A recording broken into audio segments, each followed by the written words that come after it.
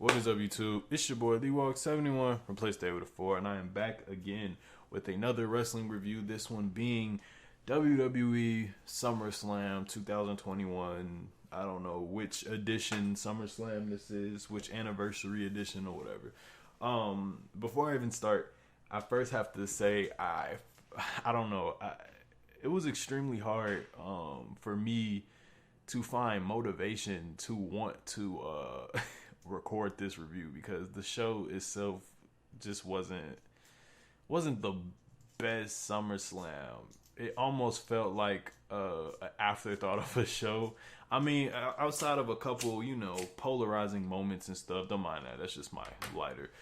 Except for, kind of some of the polarizing stuff that happened, like the Becky situation, which we'll get into because I have a lot to say. Or the Brock Lesnar situation at the end of the night.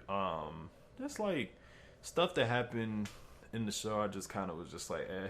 And it's just weird because it's like 24 hours before this show, we had the return of one of my favorite wrestlers of all time, CM Punk, Chicago native, show up.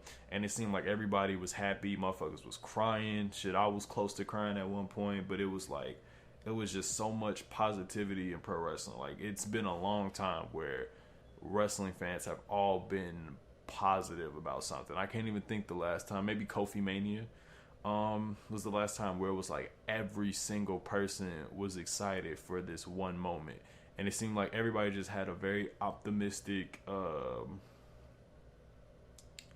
I guess attitude once it was time for this pay-per-view. Hold on, give me 1 second. Let me put my computer on Do Not Disturb because the sound I can't deal with the notifications. I'll do that. Anyways, yeah, it just seemed like everybody had like super positive attitude towards watching the show because of what happened with CM Punk the night before, and it just seemed like, okay, wrestling is back. Like, it's really wrestling's about to be very interesting again. But once we got here, it was just like, yeah, okay. So let's not even waste any more time because like most of this stuff I'm not even going to be reviewing it how I normally review it. I'm just going to just talk, I guess, but that's mainly how a lot of my reviews have been anyway. So we first got the kickoff match, which was originally going to be the SmackDown tag title match between the Mysterios and the Usos, but then they switched it up and just made a match on the spot with Big E versus Baron Corbin. Now, before I start this, I want to say I'm a huge fan of this Baron Corbin gimmick where he's like broke and he's like desperate to do anything for like a payday because he is like dirt broke right now. Like, this man wrestles in a dress shirt, but the dress shirt got like a stain on it. This man's growing out his hair. His hairline is crazy. His beard is crazy. He just looks crazy. It kind of reminds me of the MVP gimmick when he started losing. So then he started losing all his like elaborate entrance stuff and everything. We used to come out the little tunnel and all that. He lost his pyro and everything. Basically, that's how I felt. But I'm enjoying the gimmick because Baron Corbin is really he's really understanding the assignment, as they say, and he's really doing his thing. Because he made like a video on TikTok that I found very interesting. It was like a day in the life of Baron Corbin, where he was just talking about how he got fined for dress code because of what he's wearing because he looks homeless. Somebody stole some type of money from him at some point. Just all different type of stuff. So pretty much the purpose of this match was that Baron Corbin saw Big E lacking. He stole his Money in the Bank briefcase as a way to get an opportunity to try to cash it in, win the title, and get money, basically. Like I said, he's desperate for money at all accounts. So, yeah, so we have the match itself. Typical TV match. Baron Corbin got some offense in. Big E got a lot more offense in. He threw Baron Corbin around like he was a child.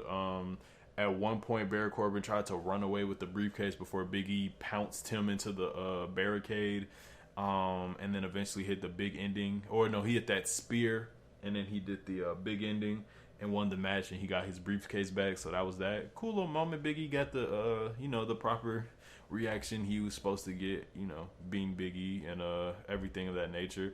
So that was cool. I'm glad Big E got the win on the little pre-show or whatever. He got his briefcase back. But anyways, we open up with the Raw Tag Team Titles match. Randy Orton and Riddle versus AJ Styles and Omos, my boy Omos.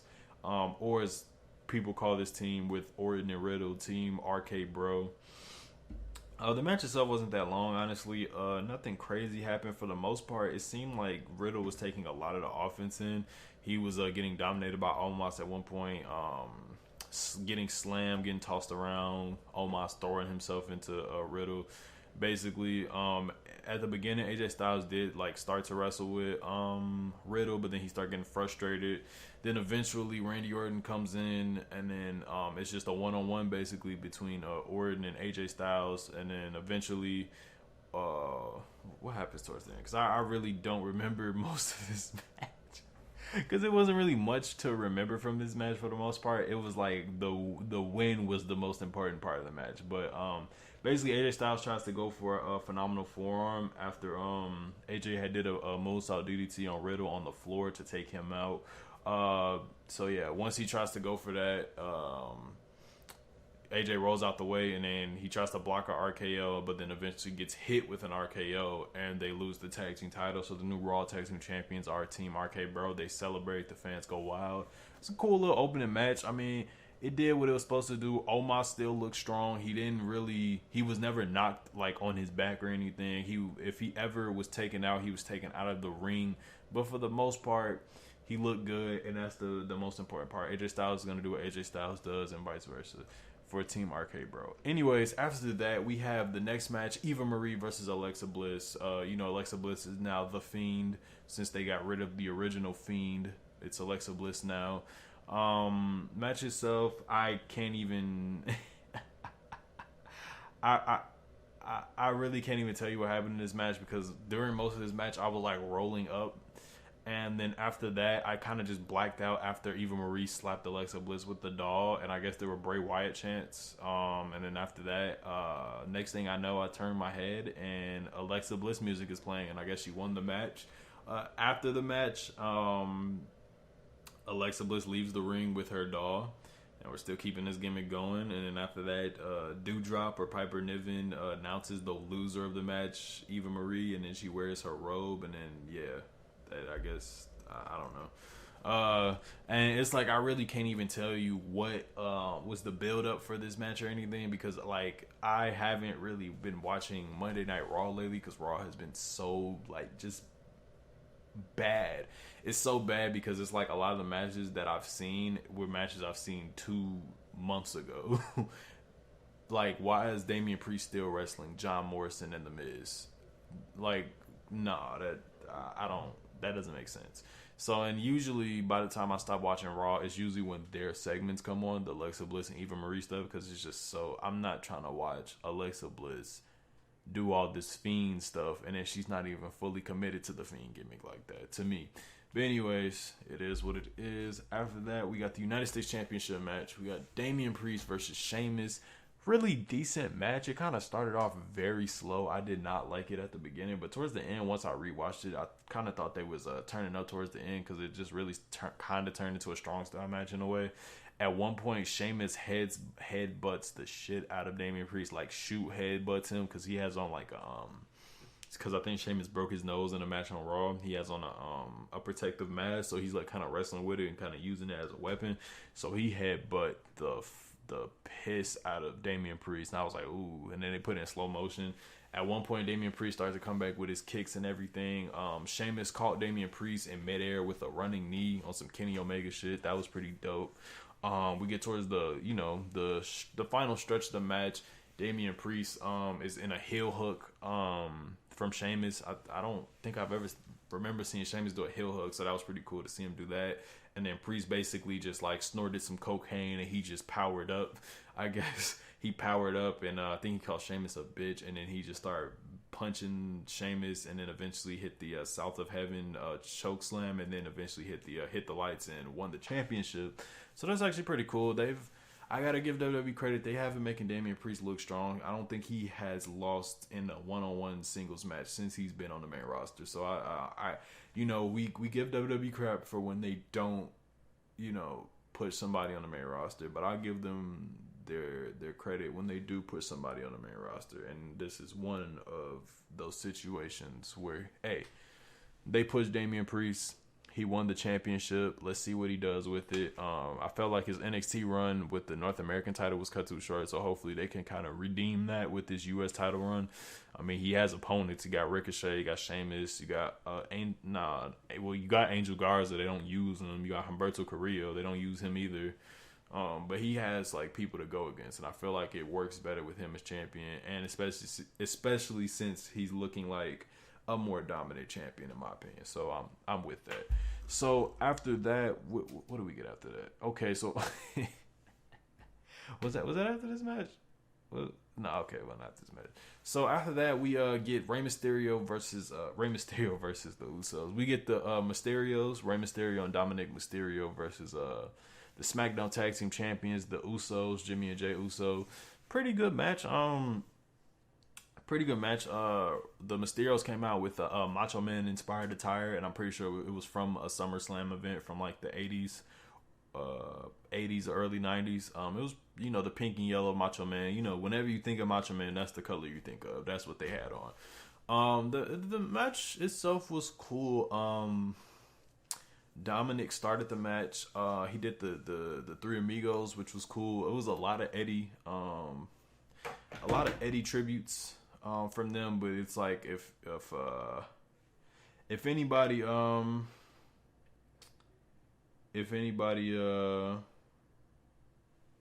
what's the word I'm looking for?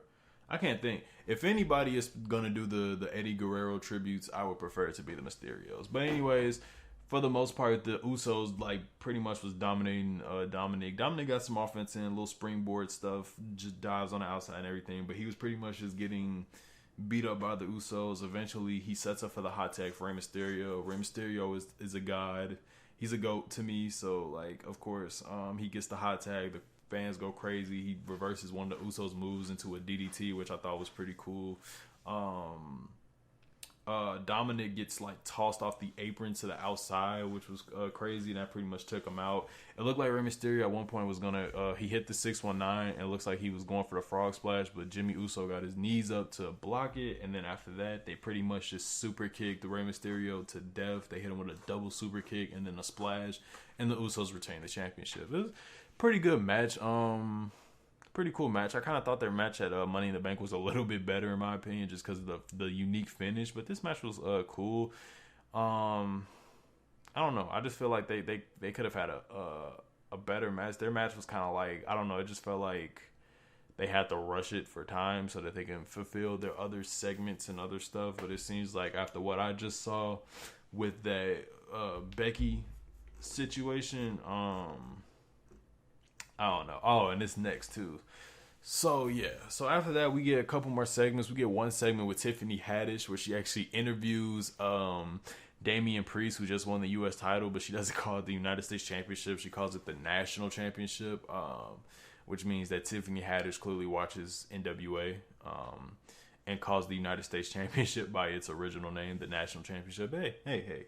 She's a wrestling historic like myself. Anyways, little interview segment. It was cool. Damian Priest said he doesn't like bullies and all this type of stuff. After that, we get a little mini concert with Rick Boogs and the Intercontinental Champion, King Shinsuke Nakamura, and he comes out, huge pop, crowd goes crazy. Him, Pat McAfee, and Boogs are just dancing on the announce table, and I thought that was pretty cool. I thought he was gonna have a match, but it was just a segment just to get the crowd to go crazy, and I guess get them right, get the crowd back, to square one so that they can have their most energy for the next match. So originally, the match we were supposed to get was a SmackDown Women's title match. We was going to get Sasha Banks versus Bianca Belair. Bianca Belair comes out, crazy pop, because she's over. I want y'all to put that in your mind. She's over. And then Greg Hamilton announces that Sasha Banks is not going to compete. And apparently from what I've been reading, WWE has known that Sasha Banks is not going to be competing for about a week, and instead of advertising something else, they just ran with it as if it was going to happen, and a lot of people were pissed off about that. So after that happens, they said her opponent is Carmella, and when they said that, I knew it wasn't going to be Carmella. I automatically knew it was going to be Becky Lynch, because I'm like, you have to, if you're going to do that, you have to fulfill it with somebody that's on par with Sasha Banks. Charlotte is in a match, is in that triple threat match. Bayley is hurt and Sasha can't compete, so the last one left, they're the only 4 people they make stars out of these days. Becky Lynch comes in. So that happens. Looks like the match is about to start. Becky Lynch's music drops. The crowd goes nuts. A lot of people on Twitter, idiots, are comparing her return to CM Punk's, but it's different because Becky Lynch has only been gone for about like 9 months, about a year and some change because she had a kid. CM Punk has been gone from wrestling for 7 years. Big difference. So before the match even starts, she comes out, attacks Carmella. We have the match itself. The match, Bianca Belair, which I didn't like at all, was that she was smiling and just kind of just marking out Becky Lynch coming back. And it's like, if I'm the women's champion, or if I'm just the world champion of anything, or just in general, if I'm a champion and somebody comes out and they're trying to step to me, I'm not going to be smiling and just, oh my God, Becky Lynch is back. Yeah. Like, no, like who does that? I didn't really like that. And I don't know why that visual and all of that just put a thought in my head, but I didn't think WWE was actually going to do it, and then they ended up doing it. Like, I knew she was going to lose. I just had a feeling, but I just didn't know it was going to be the way that it happened. Like, I didn't want her to lose, but I just felt like she might lose, but at least she'll lose in a match that was like, a match that was, great. People are going to complain regardless. Now, at least they can complain about a match being good. But this was the complete opposite. So as soon as that happens, she takes out Carmella. Becky Lynch grabs the microphone. She's like, why don't you face me? And Bianca Belair, says, all right, you're on. The match starts. It looks like they're about to go. They shake hands. Becky hits her with a forearm, hits her with the manhandle slam, and she wins the match. And she's the new SmackDown Women's Champion. Just like that. They Kofi Kingston Bianca Belair. That's the second time they did that to a black world champion. And this time it wasn't even on free TV. It was on a whole pay-per-view. They had Bianca just do the JOB on live pay-per-view in front of 51,000 people at the New Vegas Stadium, the Allegiant Stadium. That is some bullshit. Like, I have to emphasize that's some bullshit. Because first and foremost, how do you do this to somebody that the fans have been organically cheering for? This is somebody you all organically build up. She won the whole damn Royal Rumble, and she won it at WrestleMania. She main evented WrestleMania. She's on par with Becky Lynch in that sense because she won a world title on the main event of WrestleMania. All of this, and then you just have her just get squashed like that. And okay, maybe we'll see if they follow up on it with on SmackDown, which I highly doubt it'll make sense. It is just like, that's the best y'all could have came up with. They could have literally, in my opinion, could have literally just had you could have had Bianca just squash Carmella in like 5 seconds. Then after the match, she's celebrating. Becky Lynch comes out and she challenges her for a later pay-per-view. That way you could build hype to the next pay-per-view, Extreme Rules or whatever. Because now I feel like they're about to get to a point where they're just going to start doing a whole bunch of dumb shit. And they're going to start booking false finishes and DQ finishes, and let's get out of this without making somebody lose finishes until they can get a final match. And then by that time, I'm not even going to care anymore. And I think that's what WWE's going to do with this. And it's just like, and then don't get twisted. I'm a fan of Becky Lynch. Becky Lynch is cold. She's a great women's wrestler, all that. But it's just like, you don't just do that to your champion. You don't do that to somebody that won the Royal Rumble and then main evented a Mania. You don't do that to Edge. Edge won the Royal Rumble this year, and he won his match against Seth, and he had a really good match, surprisingly. I don't know. That just really left a bad taste in my mouth. It just wasn't it. I mean, if this is your answer to CM Punk, then Jesus Christ, like, that's sad that you have to do this just to feel in your mind that that's gonna answer to CM Punk. And it's, if anything, it's just gonna make people resent y'all more and more and more and more. So I mean, at the end of the day, it's just WWE being WWE, I guess. But anyways, after that, they had a segment where they introduced the Olympic gold medalist wrestlers, Gable Stevenson and Tamara Mensah Stock. They both won gold medals at the Tokyo Olympics a month ago almost. I remember seeing both of them. I've seen Gable Stevenson before because he used to, when he was in Minnesota, he used to train with Brock Lesnar. So a lot of people was like, oh, okay, this might be the next big prospect. And then he ended up winning. He cut his hair because he had like a huge fro, and he ended up winning the Olympics. I was like, oh, okay, that's dope. And I think he was at a takeover before, like one of the most recent takeovers. He was there. And then Tamara Mensah Stock, I seen her on Twitter after she won. So I mean, hey, it was cool little segment. I'm pretty sure they both signed their contracts tonight, and then they'll probably be like big wrestling stars, especially Gable Stevenson, since he won the Olympic gold medal, and it was already like wrestlers in WWE giving him props before he was even in the Olympics, like before he won, I should say.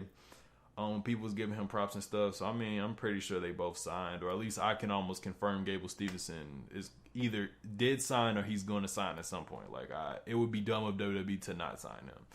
That could be like your next Kurt Angle in a way. He has literally all the credentials that Kurt Angle has to make him a star, and I feel like WWE is still gonna fuck it up anyways. After that, we got Jinder Mahal versus Drew McIntyre, a nothing match. Drew McIntyre won with the Claymore. I don't even know how long the match was, but I know it was probably less than 10 minutes, probably even less than 5. I don't even remember most of what happened. I just remember seeing Drew hit the Claymore kick, and then he almost tries to swing his knife on somebody.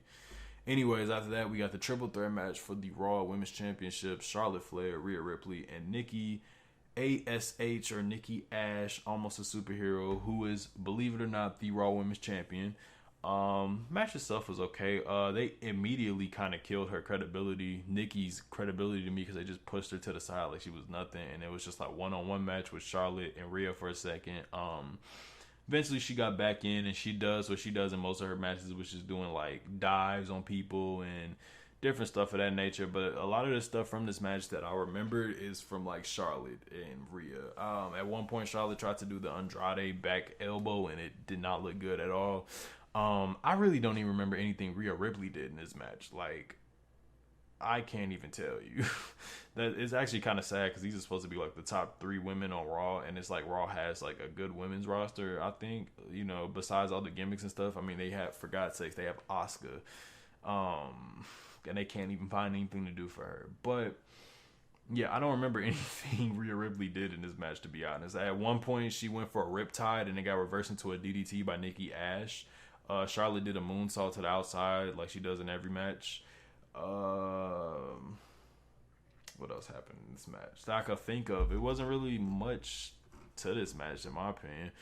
We get to a point, Rhea Ripley is in the figure 8. It looks like she's going to tap out, but then Nikki Ash does some type of dive. It looked like a foot stomp, but I don't think it was a foot stomp. And then after that, Rhea Ripley, like I said, she tried to go for the riptide, and it got reversed into a DDT. And Nikki leg, I guess, was already messed up, so I guess she was selling, her leg being messed up from the dive, and then Charlotte just put her in a figure 8, and she tapped out, and that's it. Charlotte is the Raw Women's Champion again, so I don't even understand why they had her. I guess they just did it just because, but they had Nikki Cross. They had Nikki Cross cash in the Money in the Bank just to be a transitional champion to the same person she won the title from. Yeah, I know. It doesn't make any sense. So yeah, whatever. They don't care, so why should I? So after that, we got Seth Rollins versus Edge. This match was actually good. I'll give them their credit. Both men came out. Edge had a nice entrance at first. He came out with the Brood theme song. He had the glasses on. This man came out to the Ring of Fire. It was clean. It was nice to see that. And then he stopped and then did his normal theme song, normal entrance after that. I was like, man, that would have been raw if he just came out to like the full Brood entrance and he was just like, in his bag, basically. It would have made me cheer Edge a little bit more.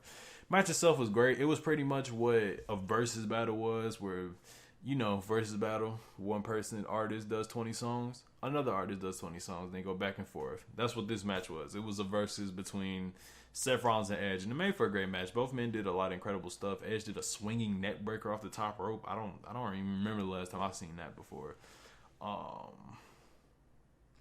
Let's see, what did Seth Rollins do? Seth Rollins did some stuff in this match though, especially towards the end. But Edge got a lot more offense in this match than I thought. A lot of stuff Edge did is what I remember from this match. Like, he even did the Big E spear through the ropes to the outside. That was cool. Let's see, what did Seth Rollins do? I promise you, I don't remember. I'm lying. I'm lying. Seth Rollins did some stuff. He countered Edge's spear at one point into a pedigree, which I thought was pretty cool. He did the little rolling forearm to the back of the head, and I did like in this match that they were really playing up the curb stomp. Because it seemed like every time he was about to go for it, the commentary was like, "Oh, it's about to be the end of Edge's career," because that was kind of sort of the story of the match. Was like.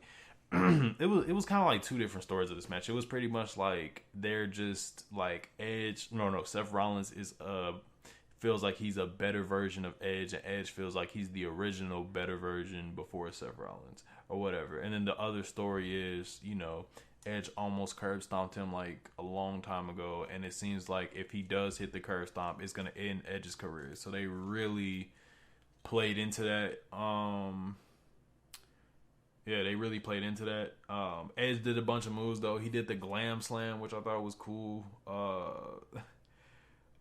Yeah, like I said, Rollins tried to go for a stomp multiple times. He tried to do it on the apron, which would have been crazy, but then that's what, led into Edge doing the spear to the outside. Trying to see what else. Did anything else crazy happen in this match before I get to the end of it? Oh yeah, Seth Rollins did like a flying knee that I thought he killed Edge because I thought he landed on his neck when he did it. When he did the little springboard knee to the head, that was pretty cool. So we get towards the later half of this match, it looks like Seth Rollins he gets hit. He tries to go for a move that never connects in WWE. It seems he tries to go for the Phoenix Splash. Gets out of it. Edge hits him with a spear. Seth kicks out. So after that, it looks like Edge trying to go for some other stuff before Seth Rollins counters it. Like I said, he goes for the forearm to the back. Looks like he's about to set up for the curb stomp, but Edge catches the foot, puts him in the execution or the educator. Jesus Christ, these names. He puts him in an educator, but Seth Rollins almost crawls to the bottom before he pulls him back, and then he goes for the crossface, and he tightens up the crossface and basically turns it into a sleeper. And Seth Rollins taps out. So yeah, the match was good. I'll give them that. It was like the best of from both of them, and it made for a good match. The result is kind of like because it's like now, where do either of these men do after this? Like, what is Edge gonna do after this? He can't go after the world title because as we saw, that's gonna be Brock and Roman for the 50th time. Can't get that. We can't. I guess they might be running this back. Maybe, who knows? But since Seth kind of tapped out, I don't think so. I don't know. I don't know what they're doing after this. I don't even know what Seth does after this. Like, does he just go feud with somebody else? Is he gonna start a feud with Big E, I guess, or something? Who knows? Anyways, out of that, we get a segment, which I'll talk about briefly. Miz and Morrison come out. As I'm reading the notes on Wrestling Inc., they called John Morrison Mike Morrison, so that was pretty cool. The Miz and Mike Morrison. So anyways, it was just I guess it was a segment, a kickoff show where they were talking about they have a surprise for the fans. I'm like, it's not CM Punk, so I mean, it's not gonna be that big of a surprise. But anyways, it was the fact that they have I guess a drip stick or whatever. But then Xavier Woods came out dressed as Razor Ramon. He even got his hair like Razor Ramon, which I thought was pretty cool. He looks like a black character in an RPG game, if you know the meme. So yeah, he came out and he had the Dripstick 2000. He pretty much just sprayed both of them with water, and the fans go crazy. I mean, I guess it was for the kids, but I don't even think the kids would give a fuck about this, let alone my 21-year-old ass. I definitely don't care about this type of shit. This is why I fucks with AEW, because they don't do this. And it's like, bro, I'm a big fan. Everybody knows I love the New Day. New Day's #1 fan, but even that shit was stupid. Like, I can't get behind on that one, bro. Anyways, after that, we get the first of our 2 world title matches. We got Goldberg versus Bobby Lashley. Let's get this one out the way. The match itself was cool. I think this is the most Goldberg has done in a match. Like, Goldberg was doing stuff in this match he never does, which is not a spear and not a what's his damn jackhammer. That's what's called, the jackhammer. I'm thinking of Kevin Nash's move. Yeah, he did a power slam. I don't remember the last time he did that. But yeah, like Goldberg was so bad in this match. He was the face in this match, by the way, and Bobby Lashley's the heel, that it ultimately got Bobby Lashley cheered throughout the entire match because Goldberg was just doing moves and stuff. I don't even remember most of what Goldberg was doing. He was just clotheslining them, doing stuff, but then eventually MVP got involved. I remember Goldberg hit like a spear on the outside, but then MVP got involved and he hit Goldberg in the leg, and then Bobby Lashley started working on Goldberg's leg.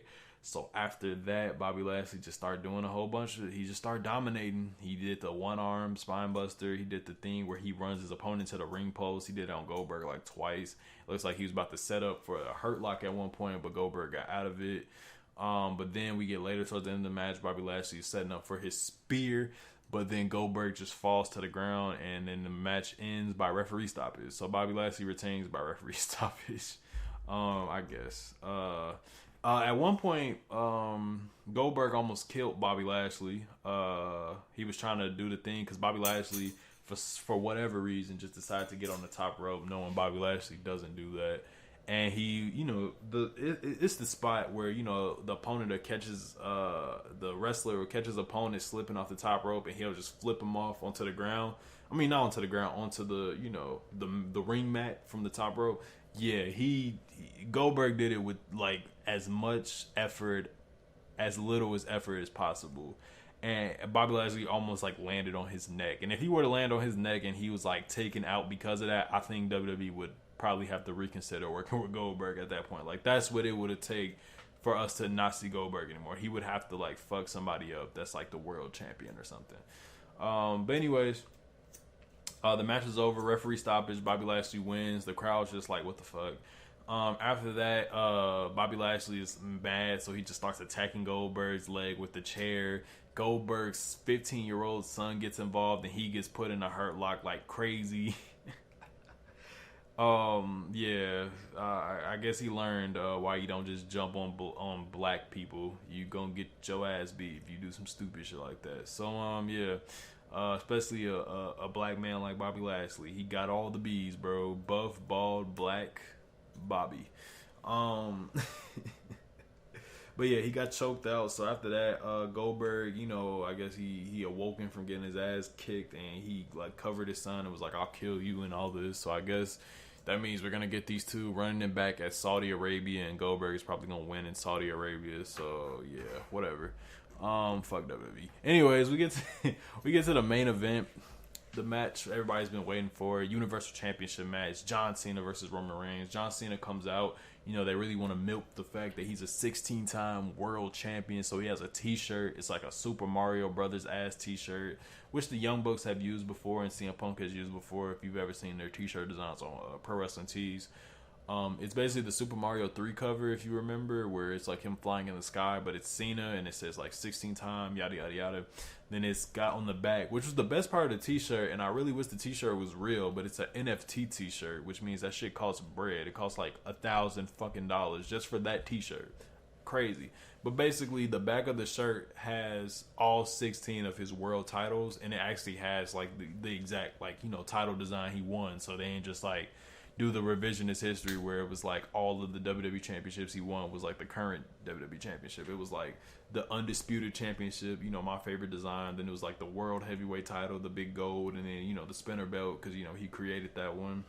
And then the scratch logo version of the current belt we got, and then the one, the current one that we have now that he won from AJ Styles at Royal Rumble. And then his trance was just showing like all of the 16 world titles because they really want to milk that in, and also show that he's trying to go for a 17th for the quote unquote all-time record in WWE. So the match itself, Roman Reigns, he comes out, he got the whole gang, he got the Usos, him, they holding all their belts, Paul Heyman in there. He tells the Usos, I'm gonna need y'all to go back. He has an entrance that's on par with the Undertaker in length. It was a pretty long entrance. Then the match happened.